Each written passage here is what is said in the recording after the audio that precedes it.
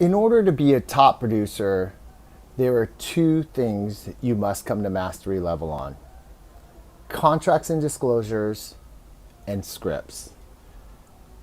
Let's cover the first one, contracts and disclosures, today.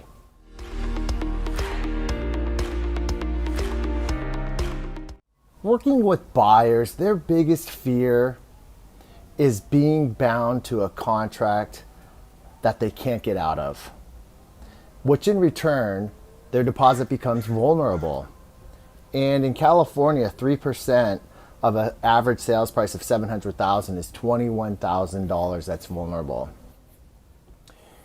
However, the residential purchase agreement has checks and balances to ensure that as the buyer performs specific events, assuming that it's acceptable to them, the sellers will then in return ask them to remove specific contingencies. For example, the residential purchase agreement, there are three outs, the majority of them. And what I mean by that are contingencies, we refer to them. You have the inspection contingency, you have the appraisal contingency, and you have the loan contingency. If any of those three aspects are not acceptable to the buyer, they can pull out for any reason whatsoever and get their deposit back. Most people don't know that the residential purchase agreement is structured to protect the buyer for the first 21 days.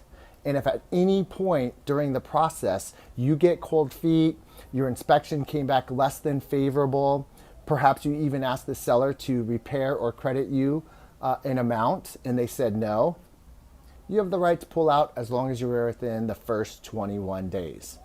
You know, as an example, I had just met an online client for the first time last week. We saw one property. They said, Scott, this is the one. Let's make an offer. I said, terrific. Let me look at the comparables. Even though this is the seller's market, comps are almost irrelevant. But nevertheless, let me send you some data as a talking point. And I'm also going to go ahead and take the liberty and put the offer together. And then we can Zoom together and I can explain why I presented or filled out the offer the way I did. And you can pepper me with any and every question you possibly could want. So when I sent the DocuSign over with the offer, we already agreed on the price. I knew what their down payment was going to be. I knew what their EMD, or what I wanted to create their EMD deposit for. I got an email immediately and said, hey, Scott, I want to change these 13 things. And they itemized them out. And I said, hey, this looks great. Let's jump on Zoom. Did a screen share. We jumped on Zoom. After the end of our conversation, we ended up changing zero of what they wanted to originally. Why is that? It's because the agent that they were working with before was just checking off boxes and taking the advice, I guess, from the client, from the buyer about, hey, I want the washer and dryer. I want the refrigerator. Let's ask for termite. And so the agent said, okay. And they just start filling it out. And, you know, unfortunately, they never got a counteroffer and they never got an acceptance. Hence, that's why they reached out to me. And so when we went over those 10 to 13 items that they wanted to change, here's what they wanted. I put the EMD deposit. It's $1 million house. I put the EMD, earnest money deposit, $30,000. Scott, we want to put down $10,000. You can do that. Again, though, the goal is to get an accepted offer and or, if anything, get a counter offer at the bare minimum, right? And to put us in the best position possible, why not show the sellers our strength as a buyer and our level of commitment? A full 3% is the maximum allowed per the residential purchase agreement or California law.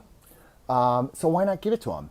And the reason why I'm feeling so secure and bullish about giving it to them, it's because I have plenty of outs that if at any point during this escrow process you want to pull out, you just let me know and we get your signature, seller's signature, give it to escrow, and I'll get your deposit back. So the $10,000 EMD, we went up to a full 3%. They did want to ask for the washer and dryer. I said, look guys, the washer and dryers is a $1,500, couple $1,000. It's a lot of money, I get it. But the big picture is securing this house. And when we're up against multiple offers, in cash offers in this scenario did occur, let's leave the washer and dryer and the refrigerator out. Let's get that later. Okay, you're right. We got rid of the appliances. Hey, Scott, why did you not check off termite? I want section 1 termite. And I said, well, you can ask for it, but again, we're trying to get the property accepted. I'm trying to get your offer accepted. And why don't we do this? Let's do a termite inspection once we get our offer accepted. And if there are items to be cured or fixed or fumigation, we can ask for that on the request for repair. Yeah, you're right. Okay, let's leave it out.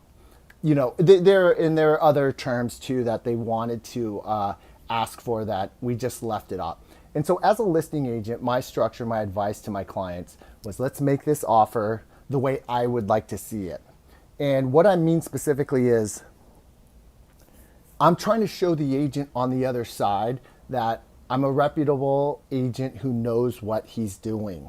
And instead of checking off all the boxes on the residential purchase agreement just to check them off, it shows that you don't know the contracts. And so what does that mean to the listing agent? That means that they got to counter all of those items off of the contract, and you're creating more work for them.